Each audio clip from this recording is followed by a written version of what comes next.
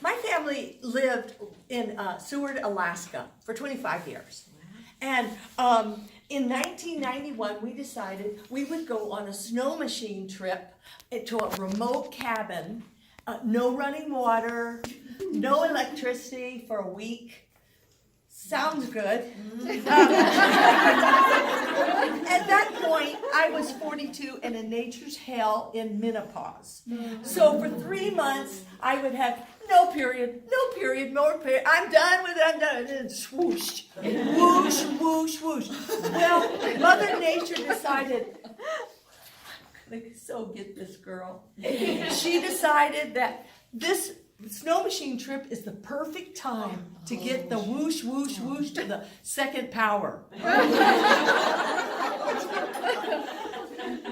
So we arrived home after this trip, and I set all of my clothes, bloody clothes, into the utility sink as I came in the door, filled the sink, left it for later. And my daughter from upstairs said, "Hey, Mom, someone has broken into our house and the door was smashed open."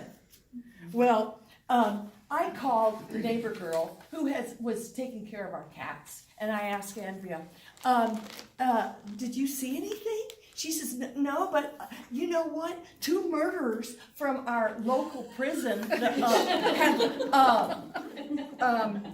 escaped, and they are looking for them." Well,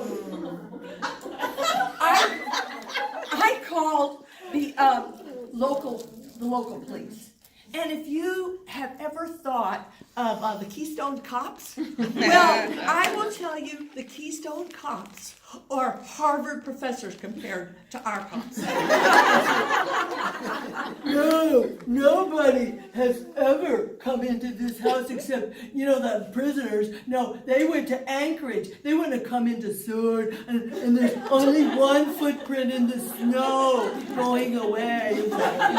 So, he left, but I went into my bedroom, and there was a glove, a work glove from the prison. It had Spring Creek Correctional.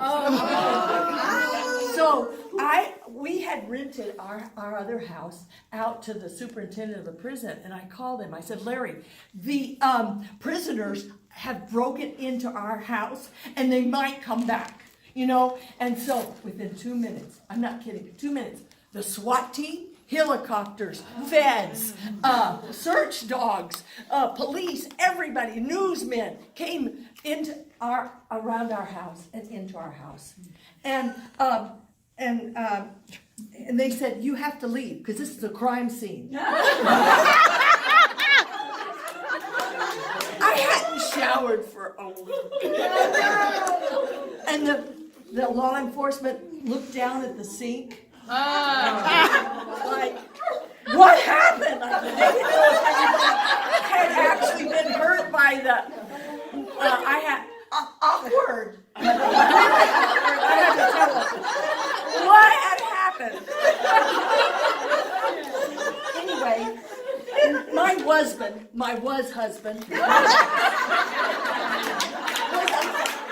was a very organized person.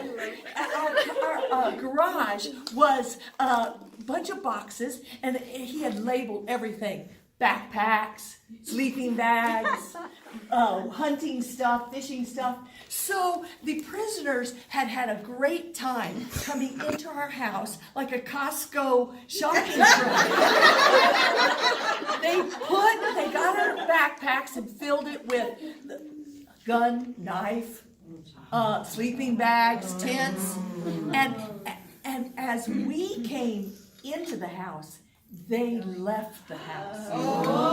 Luckily, they left the house. They could have taken us hostage. They could have killed us because they had our guns, they had our knife, and they were really, really bad guys. They were uber guys. One of them was so evil, he had raped his grandmother and killed her by setting her on fire.